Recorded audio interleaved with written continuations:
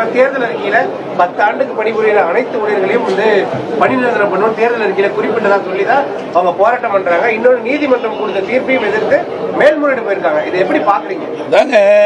ஏற்கனவே இவர்கள் தேர்தல் அறிக்கையில திராவிட முன்னேற்ற கழகம் ஆட்சிக்கு வந்தா அரசு காலி இருப்பிடங்கள் முழுவதும் நிரப்பப்படும் சொன்னாங்க. அரசு காலி பணியிடங்கள் 3 லட்சம் காலி பணியிடங்கள் இருப்பதாக சுட்டிக்காட்டினாங்க. அரசு சார்ந்த காலி பணியிடங்கள் 2 லட்சம். ஆக மொத்தம் அரசாங்கத்தின் மூலமாக 5 லட்சம் காலி பணியிடங்கள் நிரப்பப்படும் சொன்னாங்க.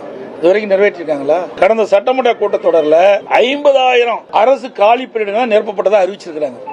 இதுவரைக்கும் இந்த 4.5 ஆண்டு காலத்தில் 75,000 பேர் ஓய்வு பெற்றுட்டாங்க, பணி ஓய்வு பெற்றுட்டாங்க. அதுலயே 27 பாக்கி இருக்கு. கொடுக்கப்பட்ட வாக்குறுதி எதுவுமே நிறைவேற்றது கிடையாது. செவிலியர்களை பொறுத்த வரைக்கும் ஒப்பந்த அடிப்படையில் அவர்கள் பணியில் நியமிக்கப்பட்டாங்க. ஒரு குறிப்பிட்ட ஆண்டுகளான பணி நிரந்தரம் செய்வது எல்லா ஆட்சியிலும் இருப்பது. ஆனா இந்த அரசு வேண்டுமென்றே திட்டமிட்டு ஏற்கனவே கொடுக்கப்பட்ட வாக்குறுதி நிறைவேற்றாம அதை வாக்குகளுக்காக அறிவிப்பை கொடுத்து வாக்குகளை பெற்றாங்க. ஆட்சிக்கு வந்தாங்க.